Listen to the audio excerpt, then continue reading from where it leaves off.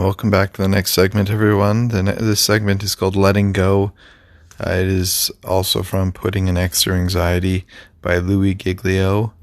The verse of reference for this is Psalm 94:19. When anxiety was great within me, your consolation brought me joy. When you stop and think about it, it's amazing that we're not all in a heap in the corner given what is happening in the world around us every day.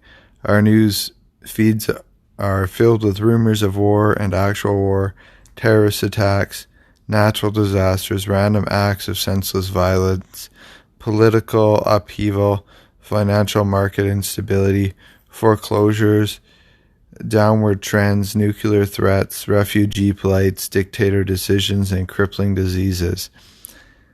Add to that the challenges we face in our personal world, relationships, disappointment, illness, loss.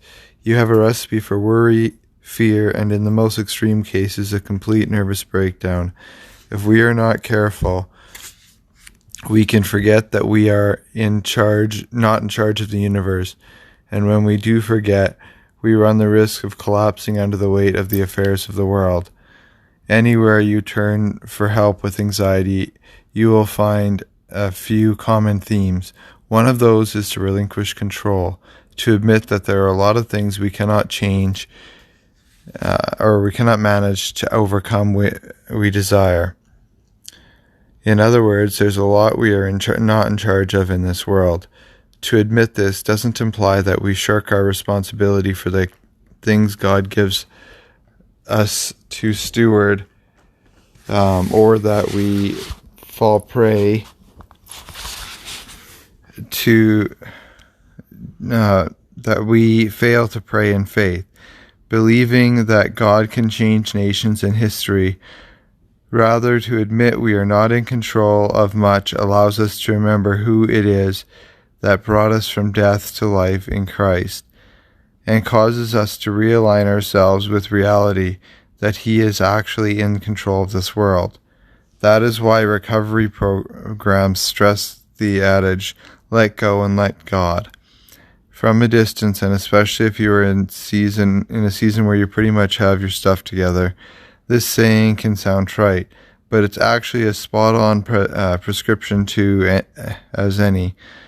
To put an X through anxiety, we have to admit we cannot manage the actions of people, events, or nations. We cannot dictate or fully know others' motives, nor can we make people tell the truth, stop lies, diffuse threats, or right all wrongs.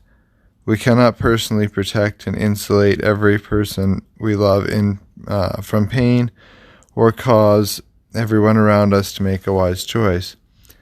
But there is something we can do. We can put our confidence in a God who is near and trust that He is working, even through corrupted human decisions, to bring about His overarching plans for our good and His glory. It all comes down to this question: do you trust Him? David, who penned the words that open today's devotion, had lots of reasons to be anxious. When he was a boy, the prophet came to anoint a king from among his brothers, and his dad didn't even put him in the lineup. They had to call him from the sheep field so he could be anointed leader of Israel. Being overlooked by your family can make you anxious. The reigning king Saul was jealous and sought to kill David. He was literally on the run for his life for a period of years. Fleeing for your life night and day from people of power can make you anxious. What's more, David had to fight a bear to defend his father's sheep. David walked through dangerous valleys as a way of life. David went up against the champion fighter Goliath. David ultimately became king with all its weight and responsibility.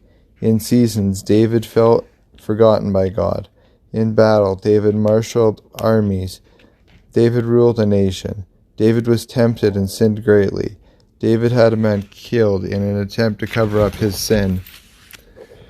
So we're not just talking about an innocent little shepherd boy. David knew about anxiety and its power to tear you apart. Yet he writes, when anxiety was great within me, your consolation brought me joy. Psalm 94:19.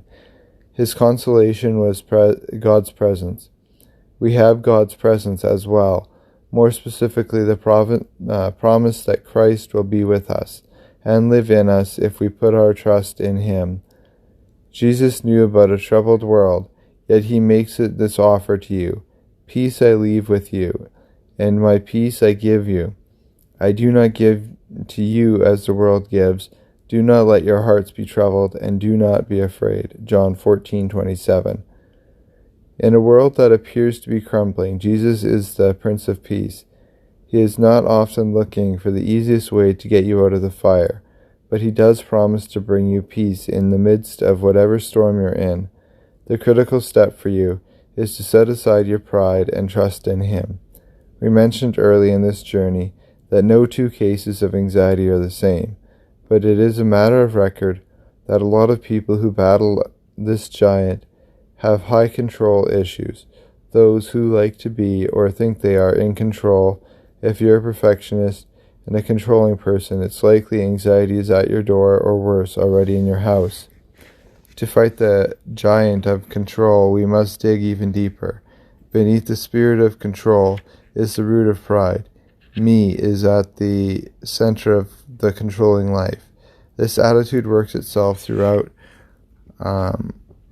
phrases like, I can do it myself, I can control it, I'm fine, I don't need help, I am able to take care of it, I'll be okay. The problem is, you're not okay.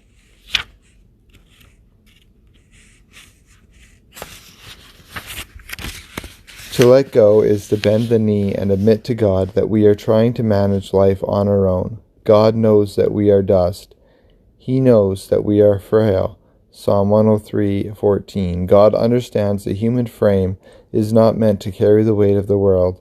Freedom comes when we confess our pride, control, and trust His mighty hands to carry on the work for us. This is the full thought captured in the verse we talked about in an earlier chapter. Humble yourselves, therefore, under God, mighty hand, that He may lift you up in due time. Cast all your anxiety on Him, because He cares for you. 1 Peter 5:6-7. Focus on the words, under God's mighty hand. Your hands are not big enough or strong enough to keep the world from falling apart, but His hands fashioned humanity out of the dust, and once pierced on the cross, made a way of salvation for all, and His hand holding yours right now. Before we can name what's underneath our anxiety and cast each thing/person on Jesus, we have to humble ourselves before Him. So do that now. Transfer control to Him. Pray for sure, and do what is in your hands to do, but leave the rest with Him, knowing that's when your rest will come.